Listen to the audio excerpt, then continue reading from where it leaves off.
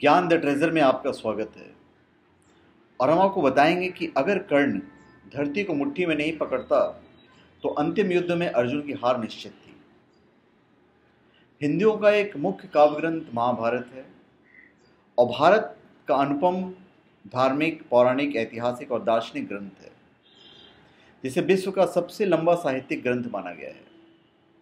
इस काव्य के अंदर निभाए गए हर एक किरदार, श्लोक, ज्ञान आज भी प्रत्येक भारतीय के लिए एक अनुकरणीय स्रोत रहे हैं। अगर किरदारों की बात की जाए तो हिंदुओं के इस धर्म ग्रंथ, यह प्रसिद्ध ग्रंथ में अंतर्यामी भगवान श्री कृष्ण को छोड़कर जिन दो पात्रों की अहम भूमिका रही है वह विश्व के सर्वश्रेष्ठ धनुर्धर कर्ण और अर्जुन। वैसे इस बात से कोई इनकार नहीं कर सकता कि महाभारत के प्रसिद्ध योद्धा और अंतिम दिनों में कौरवों की सेना के सेनापति कर्ण अपने प्रतिद्वंदी अर्जुन से श्रेष्ठ धनुर्धर थे, जिसकी तारीफ भगवान श्री कृष्ण ने भी की है। लेकिन ऐसी क्या वजह रही कि युद्ध के अंतिम दिनों में कुंती पुत्र कर्ण निर्बल और असहाय हो गए? सूर्यपुत्र कर्ण ने अपने जिंदगी के शुरुआती दिनों में ज्ञान, शक्ति, नाम और अधिकार प्राप्त करने के लिए काफी संघर्ष किया। सूत पुत्र होने की वजह से उनका हर जगह तिरस्कार किया गया। इन बाधाओं के बावजूद कर्ण ने तय कर लिया कि वो विश्व के श्रेष्ठतम धनुर्धर बन दिखाएंगे और अपना सम्मान हासिल करके रहेंगे।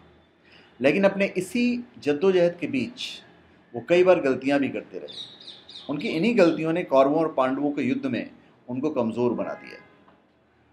पहला तो परशुराम का श्राप था। जगह जगह तिरस्कार के बाद सूर्यपुत्र कर्ण ब्राह्मण के वेश में शिक्षा प्राप्त करने के लिए गुरु परशुराम के पास गए। कर्ण की योग्यता को देखते हुए महर्षि परशुराम ने उन्हें शिक्षा देने का निर्णय भी लिया। शिक्षा के अंतिम चरण में एक दिन परशुराम कर्ण की जंघा पर सिर रखकर विश्राम कर रहे थे। कुछ देर बाद कहीं से एक जहरीला बिच्छू आया और कर्ण की दूसरी जंघा पर काटकर घाव करने लगा। गुरु परशुराम का विश्राम भंग न हो इसलिए कर्ण बिच्छू को दूर न हटाकर उसके डंक को सहते रहे। कुछ देर में गुरुजी की निद्रा टूटी और उन्होंने देखा कि कर्ण की जांघ से बहुत रक्त बह रहा है और वो काफी हैरान हो गए। उन्होंने कहा कि केवल किसी क्षत्रिय में ही इतनी सहनशीलता हो सकती है कि वो बिच्छू डंक को सह ले, ना कि किसी ब्राह्मण में। उन्हें कर्ण पर शक हुआ। कर्ण ने जब सत्य बताया कि वो ब्राह्मण नहीं है तो परशुराम जी ने उन्हें मिथ्या भाषण के कारण श्राप दिया कि जब भी कर्ण को उनकी दी हुई शिक्षा की सर्वाधिक आवश्यकता होगी उस दिन वह उनके काम नहीं आएगी। हालांकि कर्ण को क्रोधवश श्राप देने पर परशुराम को ग्लानि हुई, पर अपना श्राप वापस नहीं ले सकते थे। तब उन्होंने कर्ण को अपना विजय नामक धनुष प्रदान किया और यह आशीर्वाद दिया कि उन्हें वह वस्तु मिलेगी जिसे वो सर्वाधिक चाहते हैं। जैसे कुछ लोक कथाओं में माना जाता है कि बिच्छू के रूप में स्वयं इंद्र थे, जो उनकी वास्तविक क्षत्रिय पहचान को उजागर करना चाहते थे। परशुराम के श्राप के कारण कर्ण कुरुक्षेत्र के निर्णायक युद्ध में ब्रह्मास्त्र चलाना भूल गए थे, नहीं तो युद्ध में अर्जुन का वध करने के लिए अवश्य अपना ब्रह्मास्त्र चलाते। उधर अर्जुन भी अपने बचाव के लिए अपना ब्रह्मास्त्र चलाते, जो पूरी पृथ्वी के विनाश का कारण बनता। हालांकि अर्जुन ने प्रतिज्ञा की थी वो कोई भी दिव्यास्त्र नहीं चलाएंगे। और एक और घटना है और उस घटना के बारे में दो चीजें कही गई हैं। एक तो पृथ्वी माता का श्राप है। लोक कथाओं के अनुसार एक बार कर्ण कहीं जा रहे थे, तब रास्ते में उन्हें कन्या मिली जो अपने घड़े से घी का बिखर जाने के कारण रो रही थी। जब कर्ण ने उसके संत्रास का कारण जानना चाहा तो उसने बताया कि उसे भय है कि उसकी सौतेली माँ उसकी इस असावधानी पर रुष्ट हो जाएगी। कृपालु कर्ण ने तब उससे कहा कि वो उसे नया घी ला कर देंगे। तब कन्या ने आग्रह किया कि उसे वही मिट्टी में मिला हुआ घी चाहिए और उसने नया घी लेने से मना कर दिया।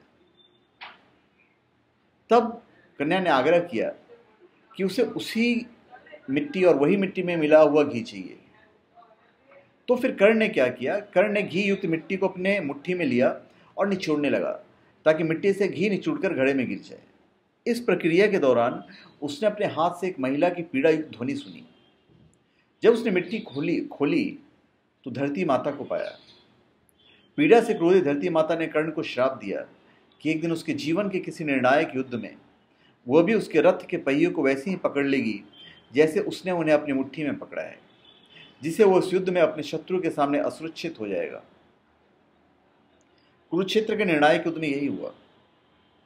उस दिन के युद्ध में कर्ण ने अलग अलग रथों का उपयोग किया, लेकिन हर बार उसकी रथ का पहिया धरती में धंस जाता।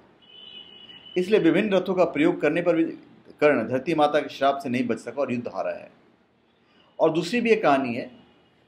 परशुराम जी के आश्रम से शिक्षा ग्रहण करने के बाद कर्ण कुछ समय तक भटकते रहे। उस दौरान वो शब्द भेदी विद्या सीख रहे थे। अभ्यास के दौरान कर्ण ने एक गाय के बछड़े को कोई वनीय पशु समझ लिया और उस पर शब्द भेदी बाण चला दिया और बछड़ा मारा गया। तब उस गाय के स्वामी ब्राह्मण ने कर्ण को श्राप दिया कि जिस प्रकार उसने एक असहाय पशु को मारा है, वैसे एक दिन वह भी मारा जाएगा, जब वो सबसे अधिक असहाय होगा और जब उसका सारा ध्यान अपने शत्रु से कहीं अलग किसी और काम पर होगा। इसके अलावा कर्ण ने अपने मित्र दुर्योधन के साथ रहकर कई अधर्म कृत्य किए, जो कुरुक्षेत्र के निर्णायक युद्ध में असहाय और अस्त्र विहीन होने की वजह बन गए। तो धन्यवाद। आप हमारे चैनल पर सब्सक्राइब करें और अपने कमेंट दीजिए। धन्यवाद।